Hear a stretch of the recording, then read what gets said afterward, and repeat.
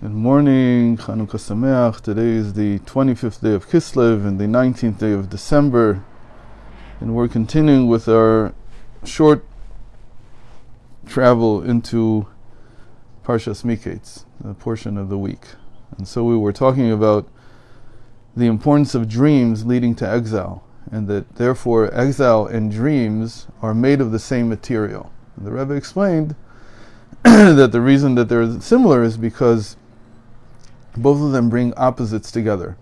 In a dream, the classic example in the Talmud in Barachos is an elephant going through the eye of a needle.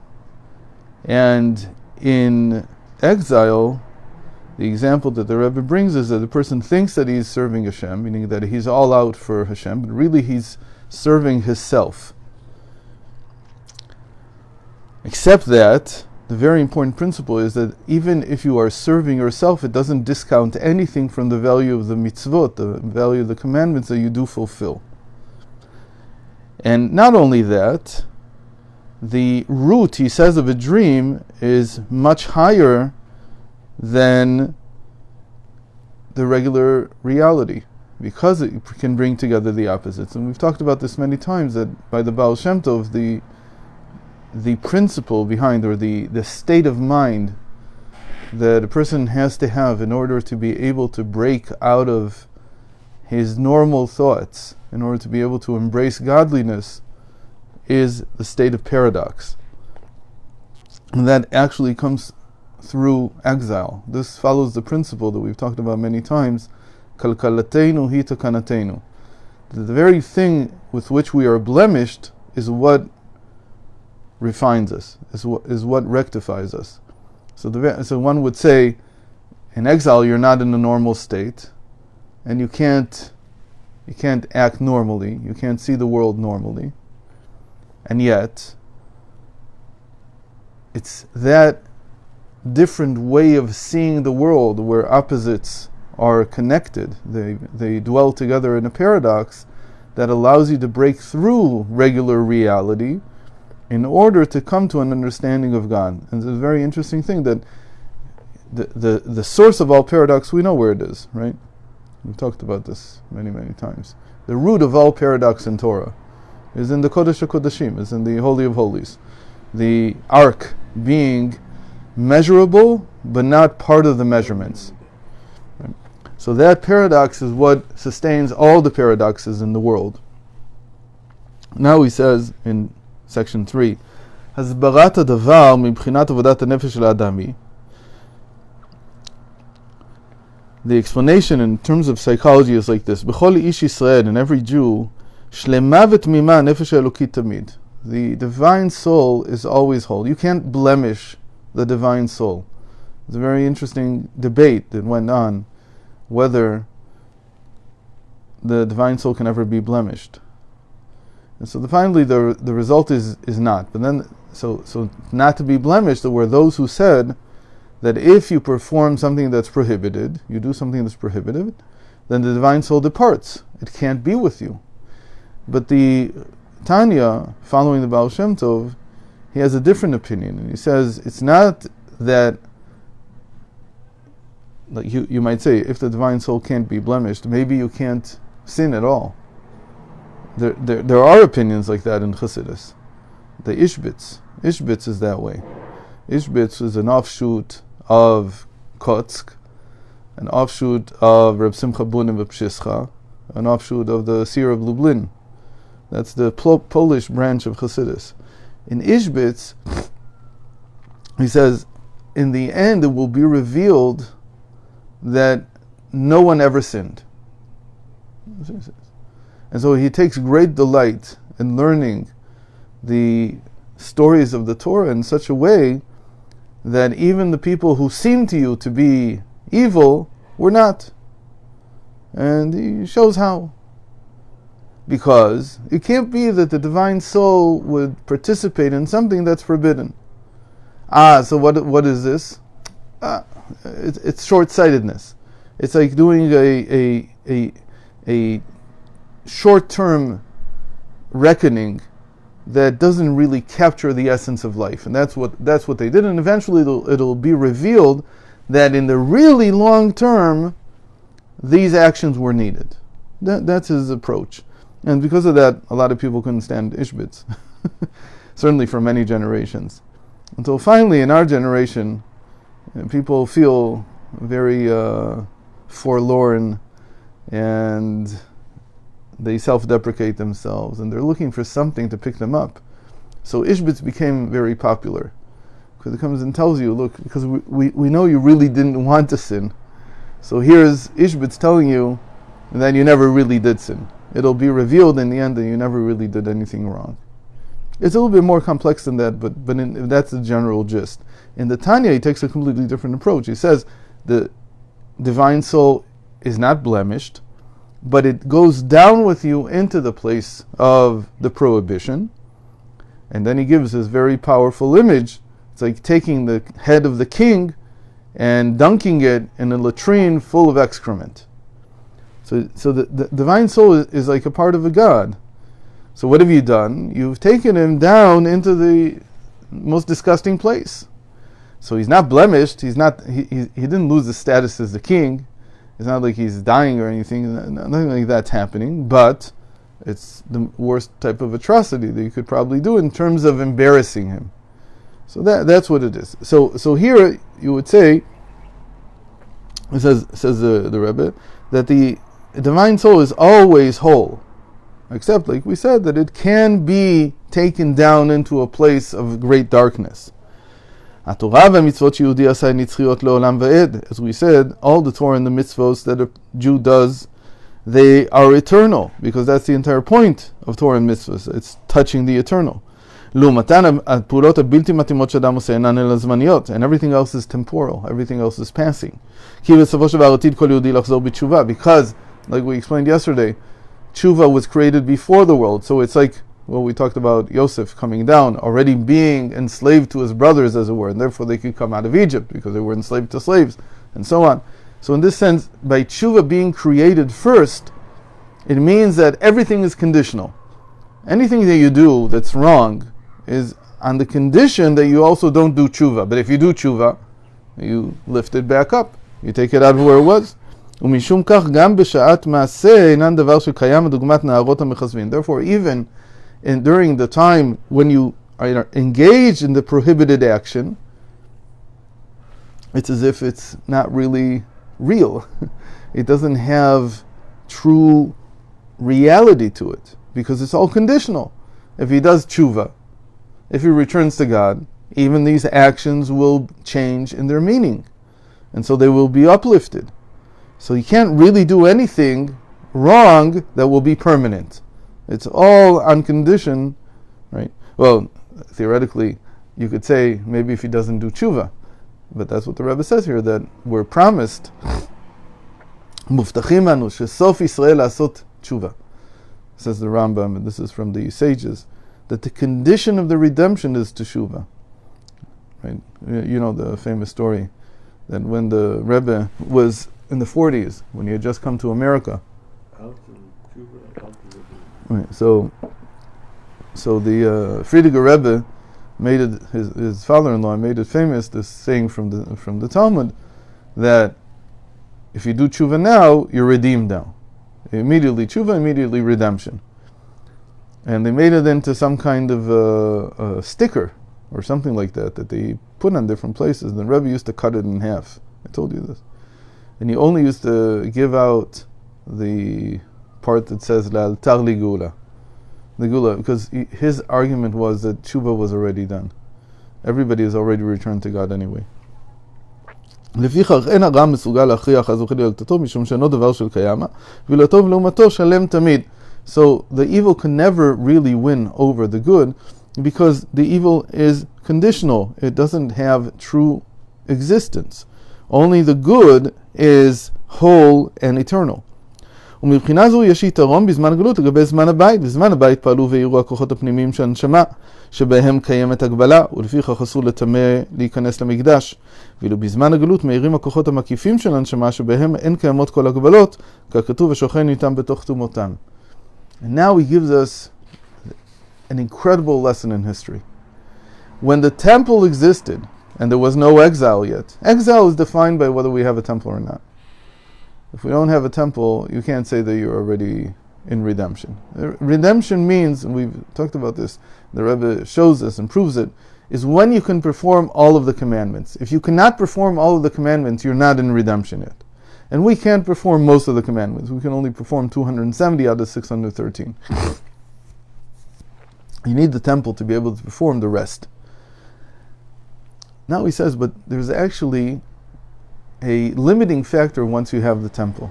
When they had the temple back then, 2,000 years ago, the concept is that everything that they did and felt was internal. What does it mean internal? That it had to come and be able to dwell within the person's mind, within the person's understanding. It had to be integrated into who the person is. To be integrated, if I say to you a thing and its opposite, so to be integrating it into your understanding, you can't hold both sides at the same time. That's exactly why it's a paradox. It's called that light that penetrates, the inner light, what we call me'maleh kol almin, that we've talked about so much 2 years ago, 3 years ago. The me'maleh kol almin, the light that fills all worlds, is always integrated, and it has to be understood by the human mind. If it has to be understood, you can't contain a paradox. That's exactly what we just said. That paradoxes exist only when you're in exile, when you don't have the temple. Why? Because the moment that the temple was destroyed, so something more could come into reality, which is called the light that surrounds all worlds, the makifim, the lights that surround the person. What it means that they surround is that it's not integrated fully. You only get a glimpse of it. You can only get a glimmer of it. It's a makif. A makif means I can't fully understand it. So in the time of the temple, that didn't fly, it didn't work. Because the temple is orot pnimiyim, the temple by definition is v'shachanti betocham, I will dwell within them. What does it mean I will dwell within them? God's going to put a little pipe into you and dwell within you. He's going to dwell within you means that it's ora me'maleh kol almin. It means that it's the light that fills the person, integrates into them, is understood by them. That's the temple. That's the type of light that ruled the spiritual realm during that time.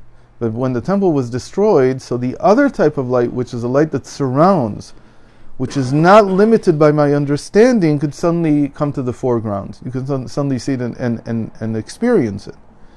This light does not have any limitations. Now, just to be clear, we just said before that there was a paradox at the center of the temple.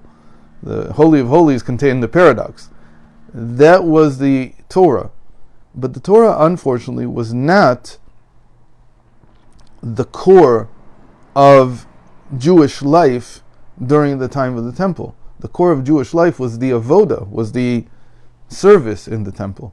The core of Jewish life was prayer, we would say, not Torah.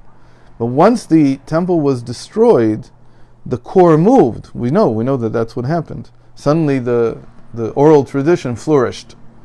Why did it flourish so much after the temple was destroyed? Because exactly this is the explanation, that the integrated inner light was no longer so strong.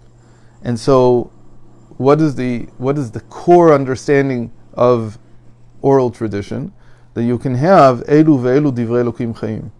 You can have the state where two wise men, two sages disagree, and the Torah and the Talmud says they're both the words of the living God, meaning sustaining paradox. By the way, this was exactly why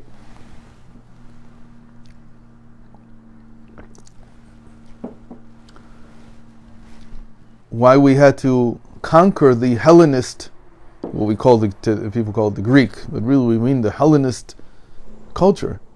The Hellenist culture was completely philosophical. It's based on Aristotle. Aristotle can't stand paradoxes. You couldn't develop the oral tradition under the influence of Hellenic culture, because they discounted the possibility of there being any kind of paradox. It was simply impossible. And you couldn't develop the oral tradition depends on it. In a certain sense, we say that the disputes are the result of a lack of learning enough. That if people would have learned enough, if people would have dedicated themselves, committed themselves enough to their teachers, and they would have understood fully what they had told them,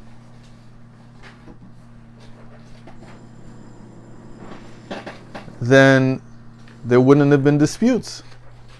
But that's one side of it. The other side of it is that the disputes are inherent in the Torah, because afterwards they learned the verse that the words of God are like a hammer breaking a stone.